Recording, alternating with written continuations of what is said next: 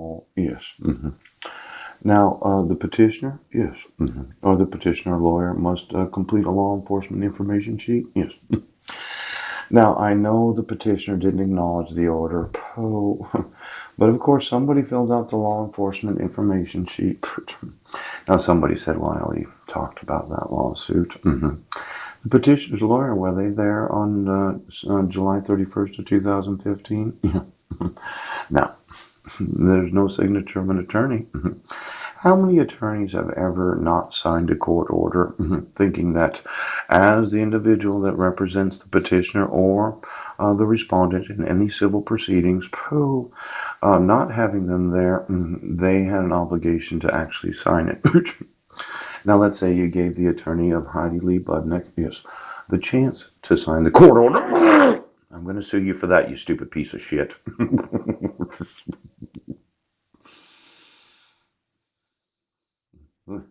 Let me explain why you're getting sued. Yes.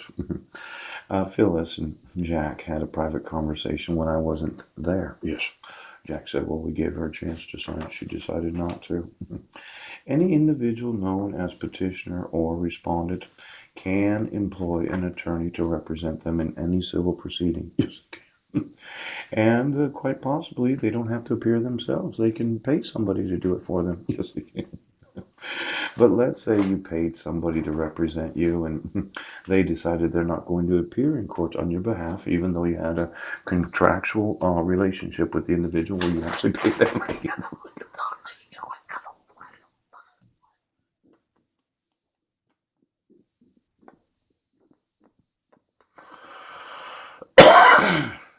Now, did the petitioner have a lawyer there that did want to sign it too? No. Did she employ somebody to represent her in a pro or is it per se legal proceeding? Yes. So she herself was the individual that had motioned the court? Yes. But the court commissioner said, no, we're going to issue it anyway. Let's look at it different.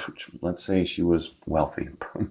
She decided to contact one of these legal firms where they charge $1,000 an hour to represent very wealthy petitioners. And that attorney decided, no, I'm not going to sign it. And the court commissioner said, well, we're going to issue it anyway. Now, I think it would violate, yes, the attorney-client relationship. When any attorney disagreed with what the court commissioner said, yes, and the court commissioner decided, I think you get your nuts sued off. Now, Brent, you made the law look bad. Because the petitioner was a welfare mom that was trying to get her teaching degree. Yes. And she didn't want the protection order because she wasn't there.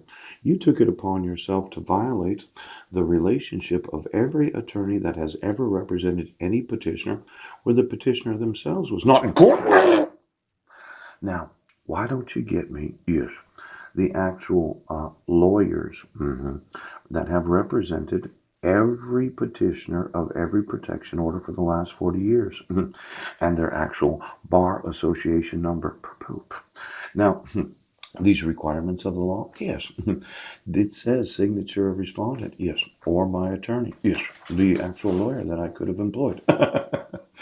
But you said that as the respondent, I do not have to receive actual notice of court hearings. Yes. When the law requires actual notice and opportunity to be heard. Now, let's say I didn't want to go to court, civil proceeding, because I think it's possible that I can do this. Since it's not a requirement of law that I have to appear in court, right? I could have actually employed somebody to go there for me and represent me. Why don't you get me all the lawyers that have ever signed for the respondent because of the attorney-client relationship? Yes. Now, when you issued this court order without any actual notice to myself, without any jurisdiction at all, without any personal service by mail or service by publication, I could have asked my attorney to go there without any of those.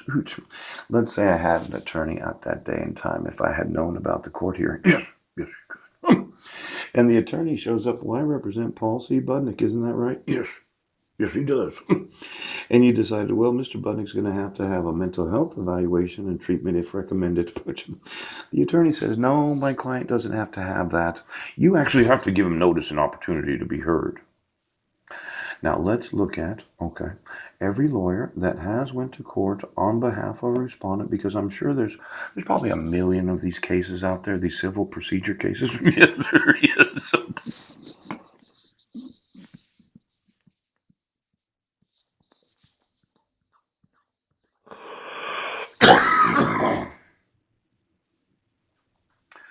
Where, because I'm going to sue you for this, okay, you fucking asshole, okay? You're so fucking vain, Pooch.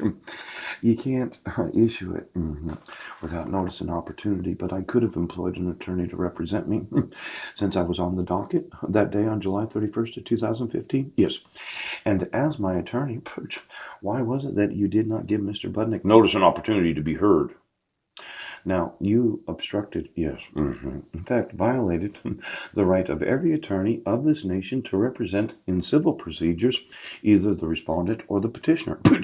Now, when you violate the laws of the United States, your vanity has actually told every person in the legal profession that can practice law that they have no right to a client. Now, this is going to be a multi-billion. Okay, this is going to be a fucking multi-billion.